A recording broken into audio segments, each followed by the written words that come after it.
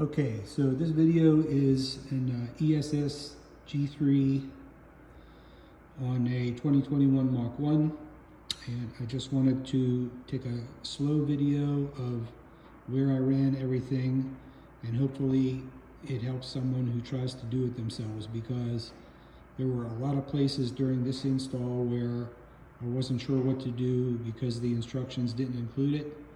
And basically you have to shove things in harder than you might think you have to do it. So that's what this is about. So I'm going to stop talking. I may throw in a comment or two, but this is how I ran everything.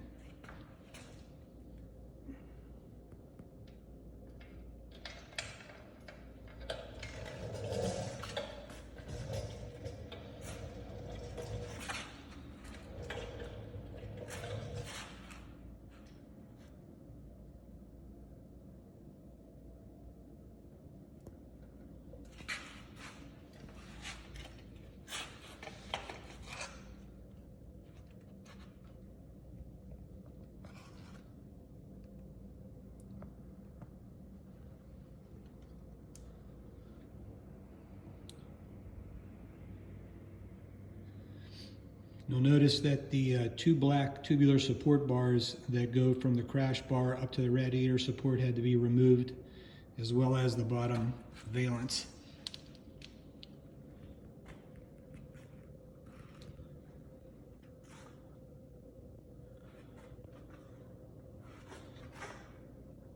It was extremely difficult to get that air filter in there. You can see that it's up against the headlight, and it's also smashed down onto the cooler down there. Right here, there was an ear where the old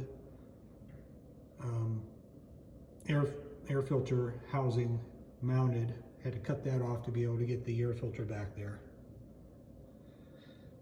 This hose goes to the valve cover. That's the original fitting. You basically had to cut the factory hose off and then stick that fitting into this hose that was supplied by ESS.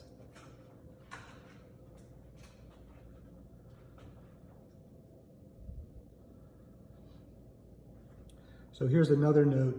You can see the smaller hose that goes from the engine to the expansion tank, kind of goes around the hose going into the throttle body. I had it on backwards at first. It's one of the things, the very first things the instructions have you do. It should be like the very last thing, because you have to do adjustments and things like that to get it to fit in there. I would not do that to last if I had to do it again. There's the blow-off valve, hose, and the Mach sensor cable.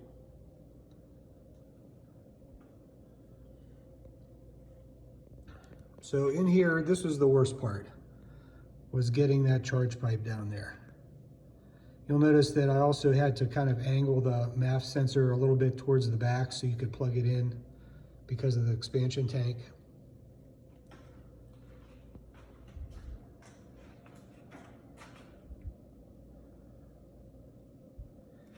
So getting this piece in was a son of a gun. The other part, probably the biggest butt pucker of this whole project, was this AC line right here.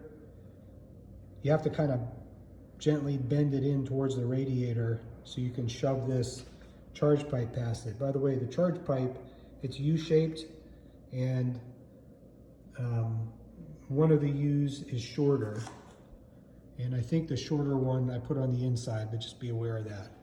But this is how it went, kind of on that side of the AC line, and then shoved through there. Again, with the expansion tank off, that's really how you have to do it.